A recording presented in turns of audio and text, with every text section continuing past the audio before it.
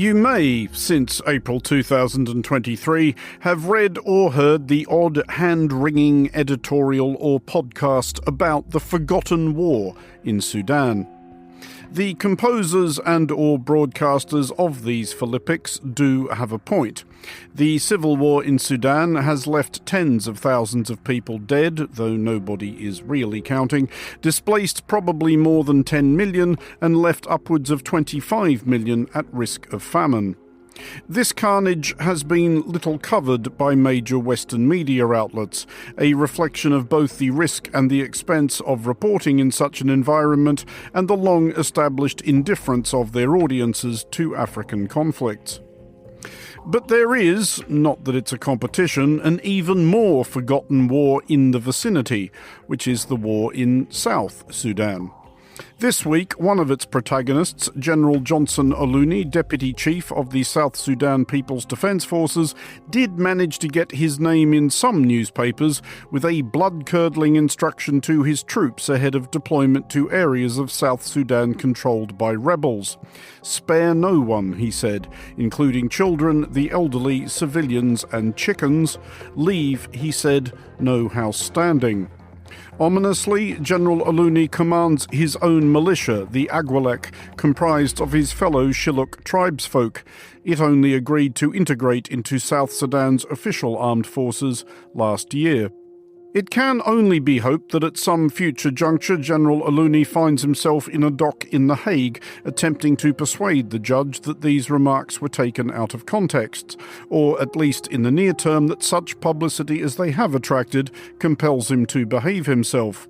South Sudanese government spokespersons have already tried to style out these obvious incitements to war crimes as, quote, a slip of the tongue, though if this was the case, it was quite the extended gaffe. But before we ponder the reasons why General Olony has chosen this week to try out his Genghis Khan impression, some background is probably in order.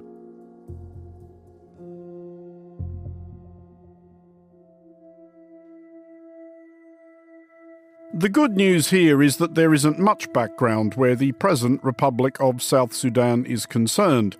It is the world's most recently established country, having voted to secede from Sudan in 2011 and been admitted to the United Nations that same year. But South Sudan has never been at peace. For most of its history, indeed, i.e. between 2013 and 2018-ish, it was recognised to be consumed by a full-scale civil war, pitting South Sudan's forces and South Sudan's allies against an assortment of largely ethnically organised militias with a UN peacekeeping mission ducking for cover between them. Here, as in Sudan, hundreds of thousands of people were killed, millions displaced and or starved. When the government forces arrived, they destroyed everything. They burned the civilian houses. They destroyed the school, they destroyed the hospital.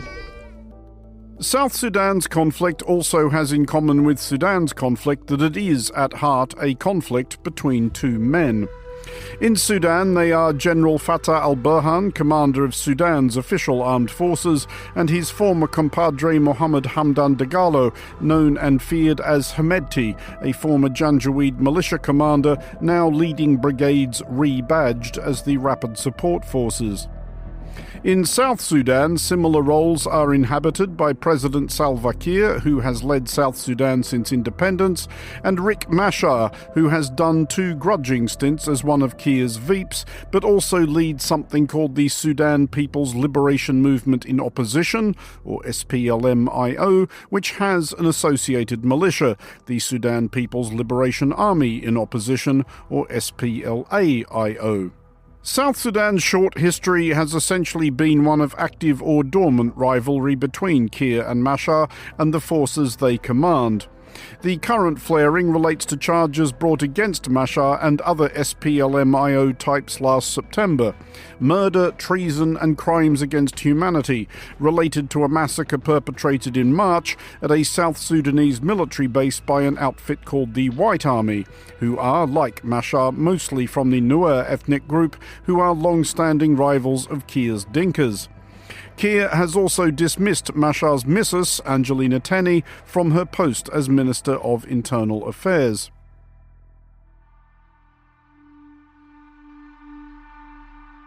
Since his indictment, Machar has been suspended from the vice presidency, placed under house arrest, seethed that the whole thing is a politically motivated witch hunt, and threatened vengeance. Machar's forces have recently gained ground in Jonglei state, with a view, according to some analyses, to marching on South Sudan's capital, Juba. Which is where we came in, with South Sudan's military ordering everyone, civilians, NGOs, UN peacekeepers, in rebel-held areas out of Jonglei to leave or be considered a target. General Johnson Olony's superior officer, General Paul Nang Majok, South Sudan's Chief of Defence Forces, has given his soldiers 7 days to crush the revolt. If this action plays out as advertised, there is no way it will not be horrendous. And if the usual form of African conflicts is maintained, it is equally unlikely anybody outside South Sudan will pay much attention. Those two outcomes are nigh certainly related. For Monocle Radio, I'm Andrew Mueller.